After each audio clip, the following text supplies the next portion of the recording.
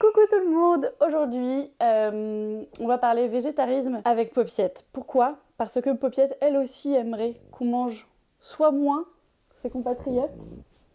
Oui, je sais, Popiette, tu voudrais qu'on ne mange plus du tout tes compatriotes, mais pour paraître aimable et bienveillante, je dois tempérer mes propos et dire aux gens mangez-en moins. Il est maintenant temps de vous parler des livres que je super méga kiffe et qui m'ont grave aidé à passer au végétarisme.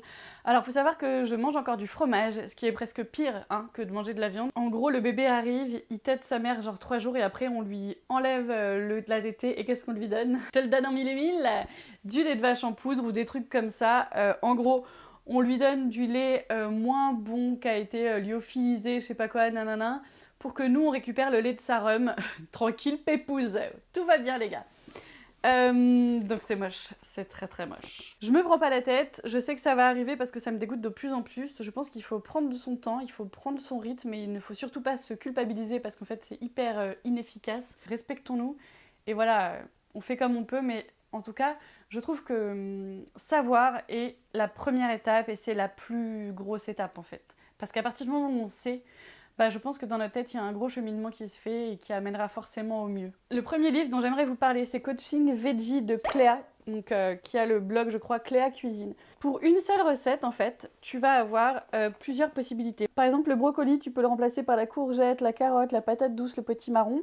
Le fromage de chèvre, on va te proposer de le remplacer par le fromage frais à tartiner, du fromage frais vegan, de la purée d'amande. Le pesto par de la tapenade.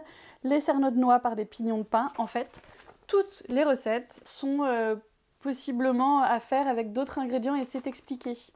Par exemple, la mousse au chocolat, tu peux remplacer le chocolat noir par chocolat au lait, la purée de noisette par de la purée de cacahuètes, le tofu par de la chair de banane. Dedans, il y a des cookies, des panna cotta, des crumbles, des tartes, des mousses, des chili, des currys, des one pot pasta, des bolognaises, des lasagnes, des gnocchis, des pizzas. En fait, je trouve que ce livre devrait être partout parce que je le trouve accessible, pratique et extrêmement modifiable et tout. Je trouve ça génial. Le premier livre dont j'aimerais vous parler, c'est Ma cuisine végane au Thermomix de Clémence Katz qu'elle a fait avec Marie Laforêt. C'est pour les gens qui ont un Thermomix, mais moi j'ai un compagnon de Moulinex. Je ne fais pas de la pub, malheureusement, j'ai dû l'acheter.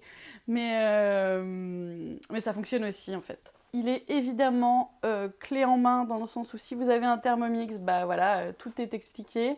C'est vegan, il est hyper gros comme vous pouvez le voir.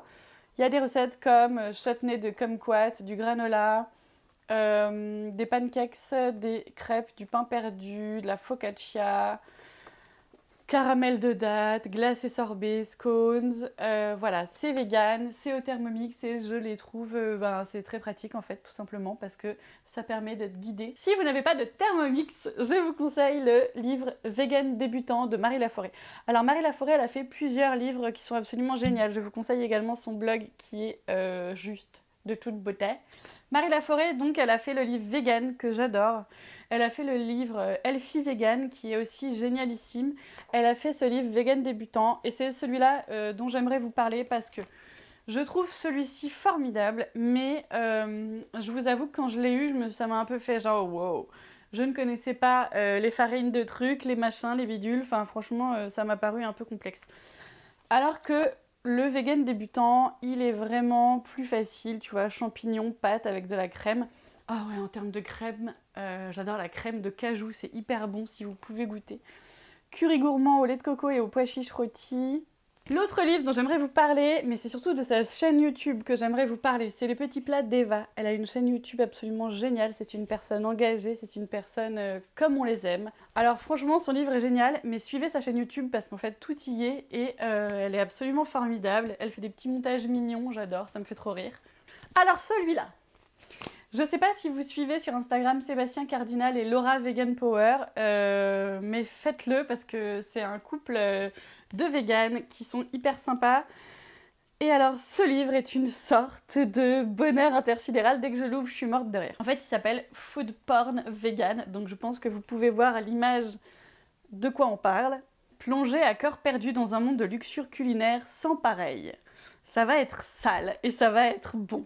Alors, il y a des trucs de base. Il y a des trucs genre frites, avocat écrasé, évidemment, sauce, maillot végétal, Voilà, il y a toutes les choses de base. Et après, on est parti, mon kiki. Le plombier fripon. Je suis tellement fan. Finition thaïlandaise. Oh, qu'est-ce qu'on aime ça, les finitions thaïlandaises. Je suis fan de ce livre. Bon, je sais, je l'ai déjà dit 5 fois. Le massage suédois qui dégouline. Hein, petit suédois, si tu passes par là. Le livreur de pizza. Ça m'a jamais vraiment fait fantasmer, le livreur de pizza, maintenant que j'y pense. Tabarnak pancakes. 20 dieux dans le grand nord. La pas compris. Si vous l'avez, celle-là, je vous kiffe. La pas compris. La pas compris. Sticky Fingers. Vous ne voulez pas un whisky d'abord? Bon, alors celle-là, j'ai un peu envie de vomir, mais Two Girls One Pot, pour un One Pot Pasta. Il y a un bon gros hot dog. Alors voilà, pour tous ceux qui pensent que les véganes n'ont pas d'humour et ne font que casser des vitrines de boucher, non. Ils se mettent aussi à poil en parlant de gros hot dog dégueulasses. Et le dernier, mais le meilleur livre dont j'aimerais vous parler, c'est du gâteau vegan de ma copine Marie Rouvière, qui a le blog Sweet and Sour. J'adore Marie, elle est absolument géniale, elle a des idées incroyables, elle est hyper créative, elle crée des boîtes à recettes sur son blog, vous pouvez aller voir, et en fait c'est génial, c'est par saison.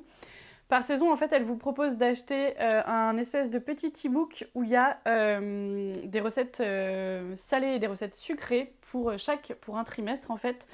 Voilà, qui s'adaptent donc aux légumes qui sont dispo et aux fruits qui sont dispo. Donc en fait, ce que fait Marie, c'est qu'elle vous propose de fabriquer des gâteaux assez hallucinants, toujours vegan, qui sont magnifiques, je trouve. Franchement, c'est fou ce qu'elle fait. En plus, elle fait des photos hyper belles. Vous pouvez aller sur sa page Instagram, c'est très chouette. Par exemple, dans ce gâteau-là, les ingrédients, c'est 240 g de courgettes, du lait végétal, de l'huile d'olive, soupe de vinaigre de cidre, sucre de coco, poudre d'amande, farine ou mix sans gluten, fécule de maïs, cacao, patates douces, chocolat noir, lait végétal, purée d'amande. Enfin, il n'y a rien d'incroyable, c'est absolument des trucs tout à fait basiques. Voilà, j'espère que cette vidéo vous aura intéressé. N'hésitez pas à aller sur Pinterest et sur plein de blogs parce qu'il y a vraiment possibilité de trouver plein d'idées. J'aime bien la chaîne YouTube de Alice Esmeralda aussi qui est assez cool. Changer ses habitudes, on dit que ça se fait en 21 jours. Et honnêtement, j'y crois. Mon prochain but, ce sera d'arrêter le fromage.